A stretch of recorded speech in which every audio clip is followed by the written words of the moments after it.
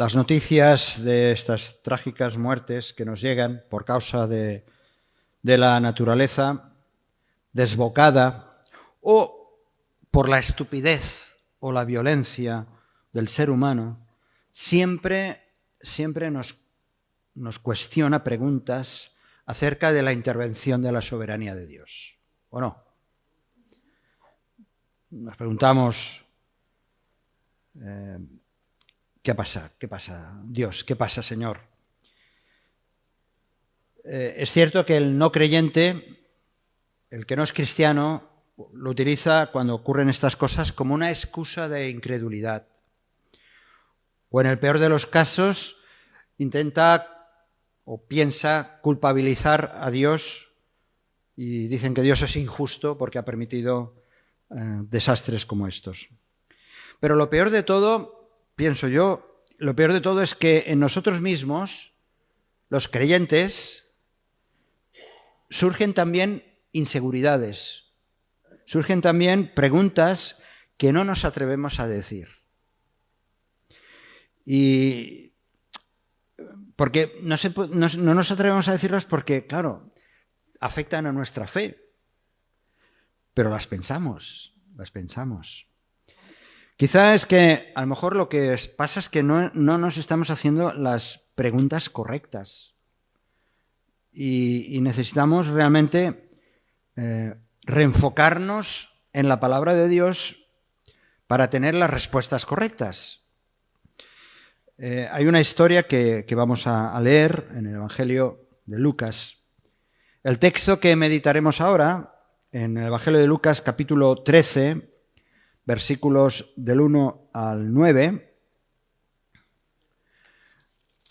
el texto que meditaremos hoy reorienta una situación trágica, como vamos a ver, reorienta una situación trágica en dos conceptos espirituales que nunca debemos olvidar.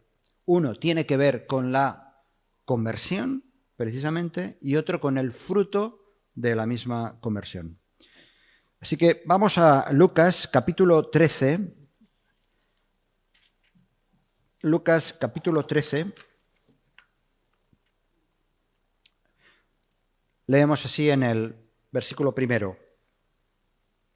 En este tiempo estaban allí algunos que le contaban acerca de los galileos cuya sangre Pilato había mezclado con los sacrificios de ellos.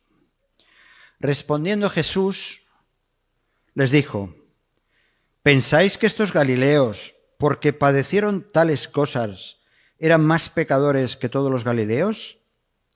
Os digo, no. Antes, si no os arrepentís, todos pereceréis igualmente.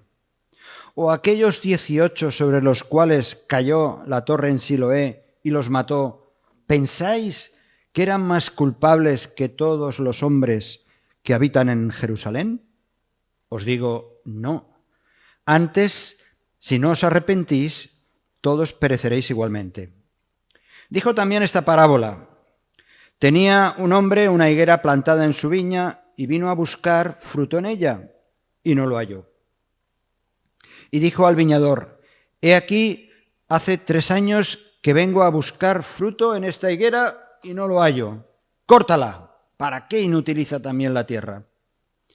Él entonces, respondiendo, le dijo: Señor, déjala todavía este año, hasta que yo cabe alrededor de ella y la abone.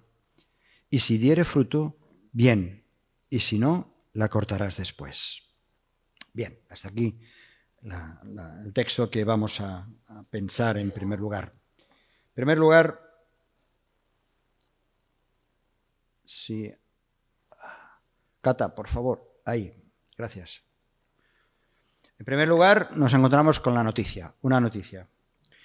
En los capítulos anteriores del Evangelio de Lucas vemos a Jesús muy activo, transmitiendo muchos mensajes. No vamos a repasar los capítulos anteriores, pero Jesús está dando muchas enseñanzas a las gentes y de pronto llegan algunos con una noticia. No sabemos si reciente, si esa noticia fue reciente, pero es una noticia sobre una acción violenta de la que Pilato había sido el ordenante, el que había mandado esa acción. Y por lo tanto, Pilato, responsable de esa masacre que habla aquí, acerca de los galileos cuya sangre Pilato había mezclado con los sacrificios de ellos.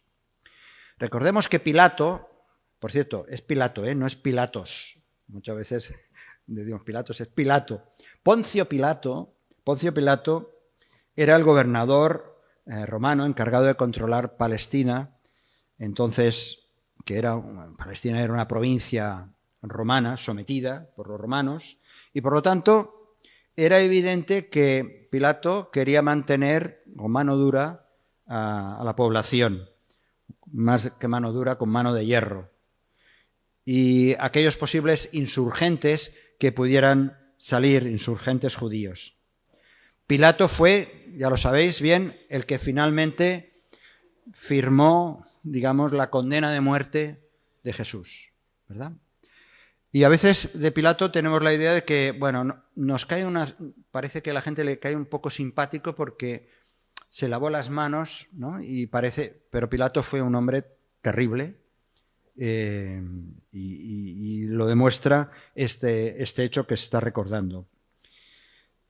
Hay un comentarista bíblico, Barclay, menciona un incidente parecido a este que le recuerdan a Jesús en esta noticia, pero que realmente ocurrió antes del ministerio de Jesús. Pilato quería construir un puente para traer aguas desde las piscinas de Salomón hasta Jerusalén, hasta la ciudad de Jerusalén. Y para financiar eso, ¿qué hizo? Pues buscar el dinero del pueblo. Y entonces estuvo recogiendo mucho dinero, pero los judíos y los judíos temerosos de Dios, ese dinero que recogió realmente era del templo. Y los judíos religiosos, especialmente los sacerdotes, los fariseos, todo el movimiento religioso, se puso en contra y fue a pedirle dinero, que le devolviera el dinero a Pilato para que él lo devolviera. Y Pilato lo que hizo fue, pues, vestir de paisano a los soldados, y cuando la multitud vino, los soldados sacaron sus dagas y pasaron a cuchillo a muchos de los judíos. Así que esta noticia no pertenece a ese momento, pero que sí que demuestra el tipejo que era Pilato y lo que él hizo. Lo que sí está claro es que este hecho nos habla de que Pilato hizo algo terrible y que estaba relacionado precisamente con el templo. Y eso evidencia el tipo de persona que era. Pero entonces, bueno, ¿por qué estos judíos quisieron contarle a Jesús la muerte de estos galileos? Esto ya nos llama un poco la atención. ¿Por qué Jesús está enseñando acerca del reino, está compartiendo las enseñanzas, pero aparecen unos y empiezan a preguntar algo, traen una noticia que aparentemente no tiene nada que ver, y ellos, ¿por qué lo hacen? ¿Acaso tenían otra intención, además de dar la noticia? ¿Esperaban estos informantes, esperaban que Jesús se expresara apoyándoles a ellos? ¿Era una cuestión de nacionalismo político o de confrontación religiosa? Porque, ¿sabéis qué? Estamos hablando de que esto estaba ocurriendo en las proximidades de Jerusalén. Es que los galileos vivían, Galilea estaba hacia el norte de Israel. Lo estamos viendo muchas veces en los mapas que vemos. Y los galileos tenían fama de practicar actividades paganas, así que no se sabe bien si la intención de estos que dan la noticia era para marcar distancia de los galileos, en tanto de decir, bueno, esto les ha pasado porque ellos no son como nosotros. Ellos son pecadores, no como nosotros. Muchas veces las palabras de las personas, y eso sí que ya nos salpica a nosotros, muchas veces las palabras, lo que decimos o lo que nos dicen, tienen una doble intencionalidad, ¿verdad? A veces no sabes si lo que me estás contando, en realidad tú quieres saber o quieres ver cómo yo reacciono, porque tú tienes otra intención. Y eso nos pasa también a nosotros. Y cuando se trata de Dios, también, a veces las personas dicen cosas acerca de Dios, pero realmente no tienen interés en conocer lo que Dios piensa o lo que Dios ha dicho. Pero meten a Dios en medio de situaciones. Ahora nos estamos preguntando cómo es posible que Dios haya permitido una tragedia tan grande. Todavía no se sabe bien la dimensión. Una tragedia tan grande donde bebés, niños, ancianos, adultos, profesionales, personas de todas clases, murieran en breves minutos, de una manera tan violenta. ¿Cómo es posible que Dios lo haya permitido? Nos lo preguntamos. Pero estas preguntas muchas veces no tienen, los que se hacen esta pregunta, y ojalá no seamos nosotros, no tienen interés en conocer realmente a Dios. Es entonces cuando debemos enfocar claramente la realidad espiritual que va más allá de lo material, incluso de la vida misma. Cambiar la dirección de nuestra preocupación. Y eso es lo que hizo Jesús en su respuesta.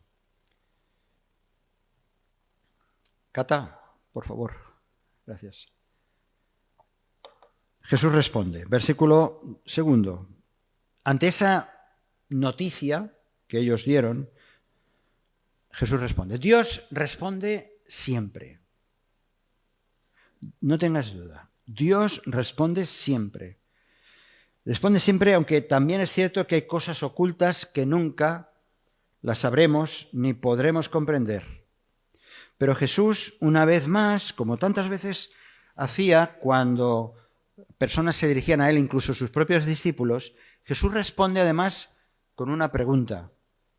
Con una pregunta, con lo cual, con esta pregunta ya empieza a desvelar cuál es la intención de estos hombres, de los que le habían traído la noticia. ¿Sí? Y por eso les dice, ¿pensáis que estos galileos, porque padecieron tales cosas, eran más pecadores? Ahí está la clave. ¿Eran más pecadores que todos los demás? ¿Que todos los galileos? Es en esta conversación que hemos leído que aparecen dos hechos graves, dos desastres. Uno, el desastre ejecutado por una mano, como era la mano de Pilato con sus soldados, matando a judíos. Y el otro hecho, que lo hemos leído, es de aquellos que estaban en una, dice, los cuales cayó la torre, aquellos que les cayó, 18, que les cayó una torre, la torre de Siloé, les cayó encima y los mató. Es decir, hechos que ocurren, sea por intervención del hombre o hechos que ocurren por la propia naturaleza. Y cuando estas cosas suceden, solemos pensar que hay personas buenas y hay personas malas. Hay personas que hasta podríamos llegar a pensar que se lo merecen y otras que no sabemos por qué. Resulta fácil creer que suceden cosas que Dios permite que sucedan a cosas buenas, que sucedan a personas buenas, y nos resulta más fácil a veces pensar que le ocurran cosas malas a personas violentas, malas, impías. Pero Jesús corrigió precisamente este pensamiento. Jesús corrige este pensamiento porque aquellos estaban intentando posicionarse frente a otros que podían, según ellos, ser pecadores más que ellos. El punto de vista de Jesús no era que los galileos en cuestión, en este caso, eran inocentes o no. Su punto de vista era que simplemente aquellos que habían muerto de manera violenta no eran más culpables que el resto de los demás. Todos fueron, todos son, todos somos culpables, pero cuidado, ¿qué clase de culpabilidad es esta que lleva a la muerte o a la violencia? Decía un predicador que lo mencionamos en muchas ocasiones, el predicador Spurgeon, él decía, es cierto que un barco de placer en el cual los hombres buscaban su propio placer el domingo se ha hundido repentinamente, pero ¿no es igualmente cierto que un barco que no contenía más que hombres piadosos que se dirigían a una excursión para predicar el Evangelio también se ha hundido? Es decir, toda desgracia, toda tragedia afecta tanto a hombres buenos como hombres malos. Buscamos culpables, sea Dios, sean otras personas. Estos días el ambiente político estará todavía más enrarecido, buscando culpabilidad, o seamos nosotros mismos, buscamos siempre culpables. Parece que aquellos judíos querían hablar de los pecadores de otro lugar en lugar de hablar de sus propios pecados. Muchos piensan que hay personas malas que merecen la muerte, ¿verdad? Es que ese ya le tendría que cepillar porque sus actos son tan terribles. Y nosotros pensamos que los malos, los impíos, los violentos, deben morir. A veces yo pienso, hombre, devolverlos al Creador no está mal, ¿verdad? Pero no nos corresponde a nosotros pensar así, ni hacer una selección. También decimos que hay personas inocentes, dignas de vivir, y en cambio las pruebas están al día. Vemos que no hay distinción. En el argumento que también podemos ver en las Escrituras, este pensamiento de decir es que se lo merece, lo encontramos en diferentes lugares de las Escrituras. Nos acordamos de los amigos de Job, ¿verdad? Los amigos de Job que le decían que esa calamidad que estaba él sufriendo era consecuencia de sus pecados. Y entre otros textos leemos esto: conocerías entonces que Dios te ha castigado menos de lo que tu iniquidad merece. O sea, si lo estás pasando mal es porque algo has hecho mal y te lo mereces. También los discípulos de Jesús, fijaos cómo este pensamiento seguía a lo largo de los siglos. Discípulos propios del Señor Jesús le preguntaron frente a la historia de aquel hombre ciego: hombre, rabí, maestro, ¿quién pecó, este o sus padres, para que haya nacido ciego? No era una cuestión de pecado. Pero Jesús les tuvo que decir también a aquellos hombres que estaban acusando a aquella mujer pecadora, les tuvo que decir: el que esté sin pecado que tire la primera piedra. Porque en realidad todos estamos en el mismo nivel de culpabilidad. Y eso nos lleva a una muerte segura. De pronto Jesús, en esa conversación que está teniendo, da un giro a su respuesta que nos sorprende. Seamos honestos, cuando leemos el texto, unos le vienen a decir una noticia, Jesús está diciendo: un momento, todos somos iguales, pero aquí hay un problema espiritual. Y entonces en el versículo 3 les dice: os digo, no, ante esa pregunta que Jesús mismo está haciendo, antes si no os arrepentís, todos pereceréis igualmente. Les está diciendo, estos galileos murieron violentamente, sí, pero no eran más pecadores que vosotros. Incluso aquellos que murieron bajo la torre de Siloé, como dice el versículo 5, tampoco lo eran más que vosotros. Pero sí que os tenéis que arrepentir. No importa si aquellos eran más o menos, vosotros os tenéis que arrepentir, porque si no, moriréis. Y lo repite Jesús, en esta conversación lo repite 2 veces.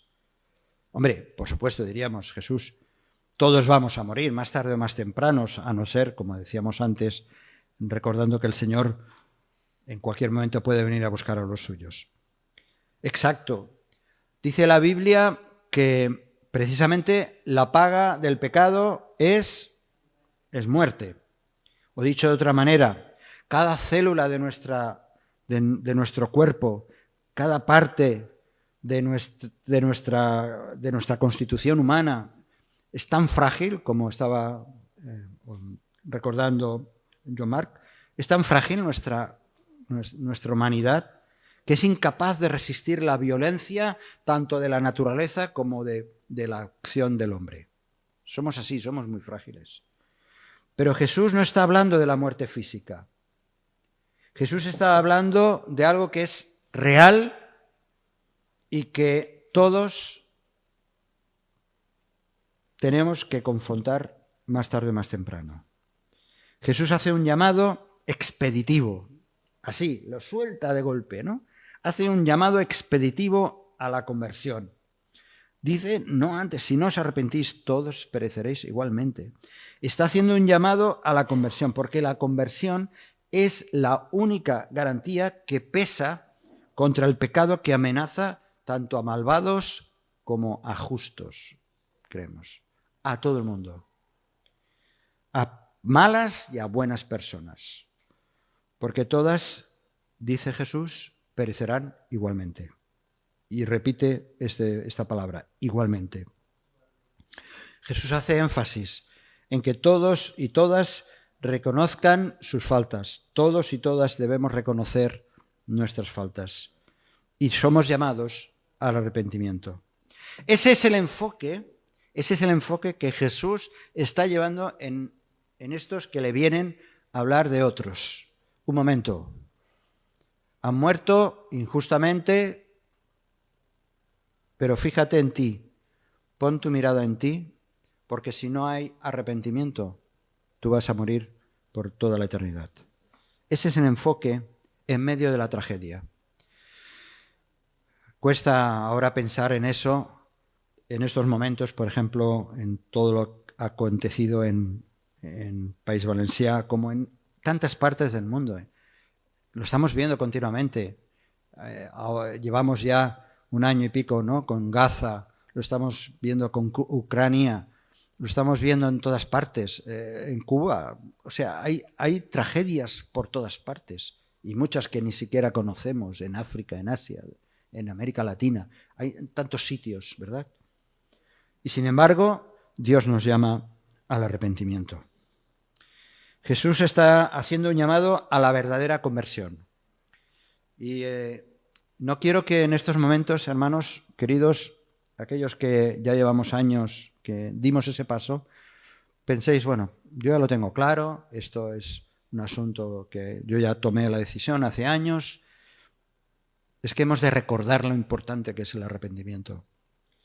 Jesús hace este llamado a la verdadera conversión. El término griego que se traduce como arrepentís, es precisamente metanoete, de donde viene esta palabra de metanoia, significa cambiar de opinión, cambiar de dirección, de sentimientos, de propósito.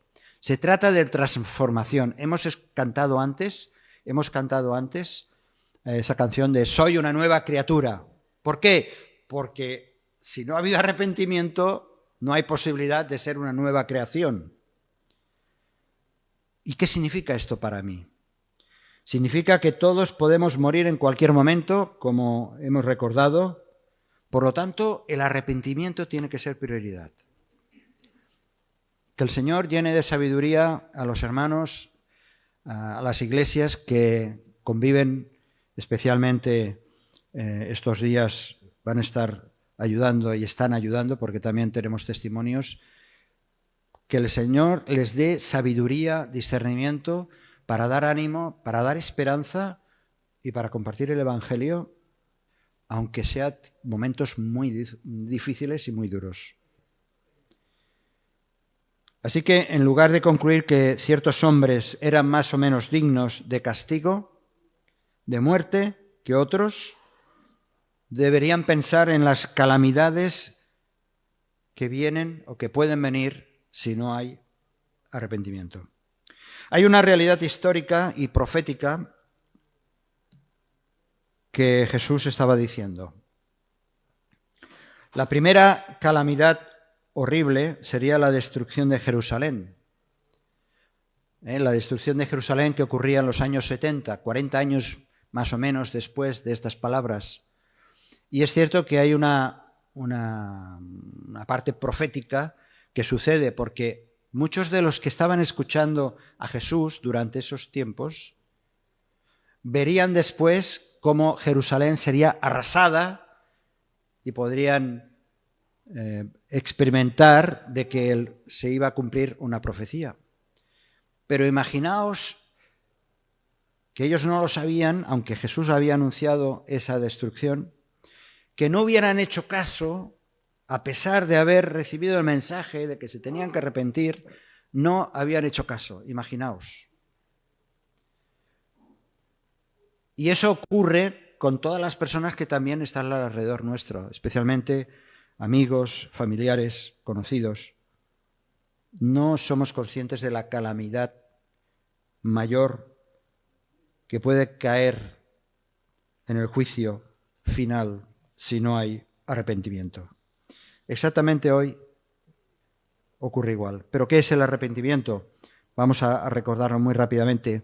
Arrepentimiento es reconocer y aceptar el pecado delante de Dios y tener un cambio de corazón, un cambio de intelecto, un cambio de emociones, un cambio de voluntad, que resulta precisamente en lo que decía el propio Señor Jesús, que se evidencie, que se demuestre. Haced frutos, decía Jesús, haced frutos dignos de arrepentimiento.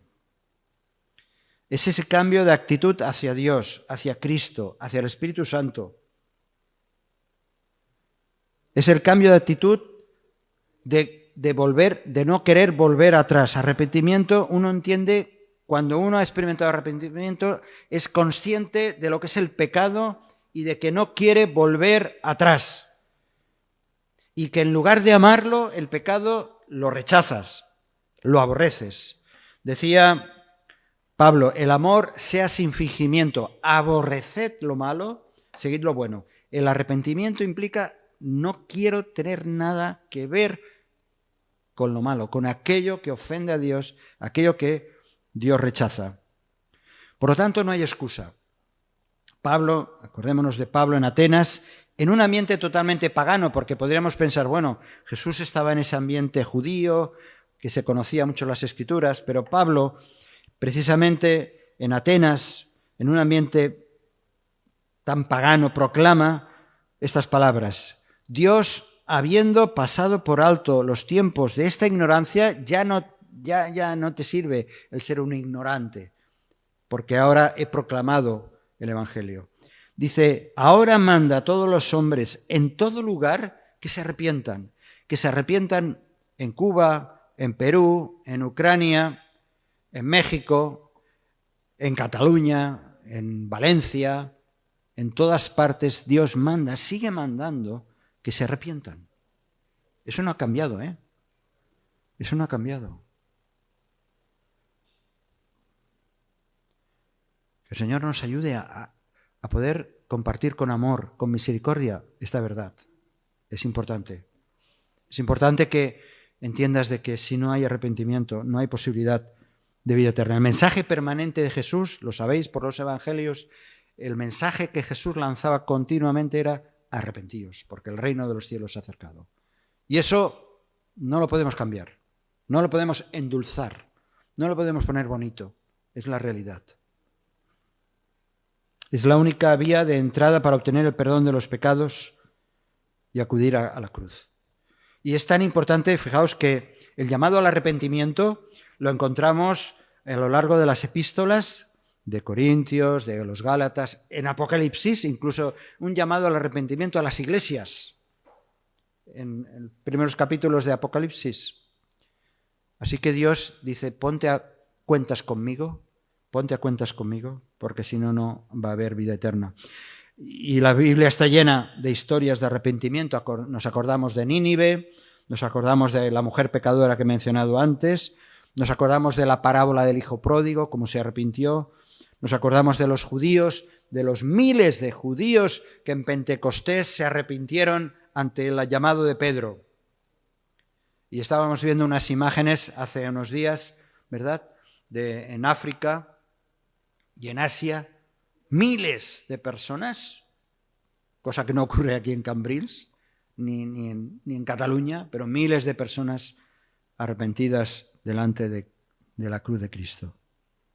Así que sin arrepentimiento, lo único que queda es el juicio, Dice también, sigue diciendo Pedro, capítulo 17 de Hechos, versículo 31, por cuanto ha establecido un día en el cual juzgará al mundo con justicia, por aquel varón a quien designó, dando fe a todos con haberle levantado de los muertos, refiriéndose, por supuesto, a Jesús. Dios ha establecido un día en el que habrá juicio al mundo con justicia. Y el juicio definitivo de parte de Dios traerá para millones y millones y millones y millones y millones de personas, traerá muerte eterna, en la que estábamos todos nosotros, y cuando nos entregamos a Cristo, precisamente nos ha rescatado de esa condenación eterna. Por eso Jesús, de manera enfática en esta historia, les dice que si no os arrepentís, pereceréis igualmente. Igualmente, pero claro, todos iban a morir, todos, y murieron, por supuesto, a 2000 años atrás, los que han muerto, los que nos han precedido. Pero hay esta realidad de muerte espiritual que nos invita al arrepentimiento. ¿Somos culpables de muerte? Todos, toda la humanidad, incluso aquellos que nos parecen que es injusto su muerte, pero todos somos culpables de la muerte espiritual. Pero el arrepentimiento es el primer paso para esa liberación. Hemos cantado mucho esta mañana acerca de la libertad. Soy libre, soy libre. Precisamente ese primer paso de arrepentimiento, de convicción de pecado, de acudir a Cristo, es lo que nos da la libertad y la salvación.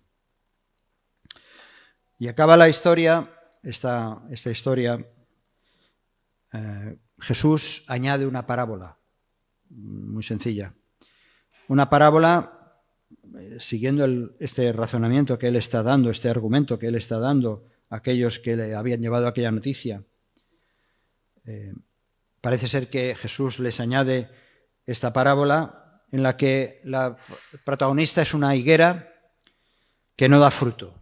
Una higuera que no da fruto. Un hombre tenía una viña y cada vez que pasaba por la viña, en medio de la viña había una higuera, y cada vez que pasaba por allá por la higuera, pues veía que no había fruto. Estaba seca, estéril. Y así él dice que este propietario de la viña le dijo al viñador, al que se ocupaba de la viña, que ya llevaba 3 años yendo a buscar fruto y siempre se la encontraba sin nada. Por lo tanto, había que cortarla, eliminarla y sacarla fuera. Y el viñador le pide 1 año más para cuidarla.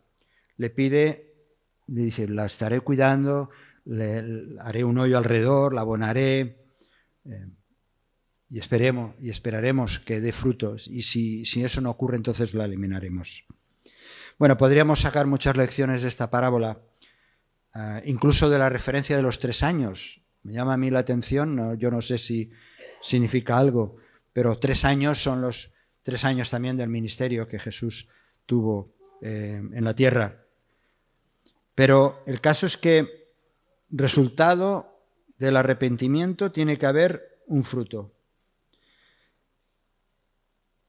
El deseo de Jesucristo es que, como resultado de ese arrepentimiento, haya ese fruto que evidencie un cambio radical. Un cambio radical en todas las personas cuando reciben el Evangelio. Y es cierto que podemos pasar una etapa o una época de abandono, de alejamiento, de pecado, pero qué bueno que el Señor siempre está dispuesto a abrazarnos y a perdonarnos. Hay algo que destaca en esta parábola. Es el deseo apasionado, aunque tampoco se trata de sacarle mucha pinza del tema, pero es interesante ver el deseo apasionado del viñador diciendo: dale oportunidad a la higuera, dale oportunidad, yo la voy a cuidar, dale oportunidad. Y el Señor está dando oportunidad continuamente a nuestras vidas. Nos está dando oportunidad a que hagamos cambios. Nos da oportunidad a que, en el caso de que haya pecado, haya arrepentimiento, que acudamos a Cristo, que acudamos al pie de la cruz, porque Él lo dijo, que si confesamos nuestros pecados, Él es fiel y justo para perdonar nuestros pecados y limpiarnos de toda maldad. Así que es cierto, son tiempos muy difíciles. Voy a pedir al grupo, por favor, del coro que venga aquí. Son tiempos difíciles. Nos condolemos con el sufrimiento de otros. Mañana puede ocurrir otra cosa por aquí, o alguien de manera súbita tiene un accidente o un infarto, cualquiera. Pero qué importante es tener claro, una cosa es lo material, lo finito, lo temporal, y otra cosa es la eternidad. Y no podemos jugar con eso. Y estar a cuentas con el Señor. Y si eso no es así, tenemos que ir a la cruz. Tenemos que ir a la cruz. Y siempre recordar que para que haya esperanza, antes tiene que haber arrepentimiento. Señor, ojalá pudiéramos tener esa misma pasión de poder hablar a los demás de la necesidad de ese arrepentimiento y de ir a ti. Muchas veces confiamos solo en lo material, en lo pasajero, en lo temporal.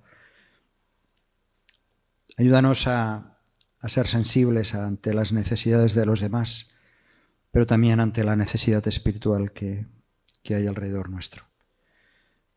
Señor, ayúdanos también a estar más comprometidos contigo,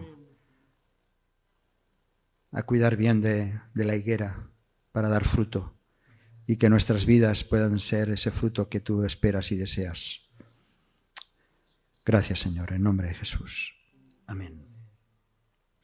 Si este mensaje te ha bendecido o te ha ayudado en algo, puedes suscribirte a nuestro canal de YouTube. También conocerás nuestra comunidad, la Asamblea Bíblica del Camp de Tarragona, en Cambrils, España, a la que estás cordialmente invitada o invitado. También puedes seguirnos por las redes sociales. Los enlaces los encontrarás aquí abajo y podrás visitar nuestra página, así como conocer nuestros programas radiales y podcasts de Yum Radio. ¿Qué? ¿Te suscribes ya a nuestro canal?